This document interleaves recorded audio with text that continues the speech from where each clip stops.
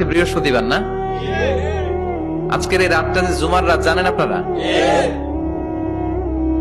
আমরা বাংলাদেশে মনে করি জুমার দিন শেষে যে রাতটা ওইটা মনে হয় জুমার রাত, আসলে ওইটা শনিবারের রাত।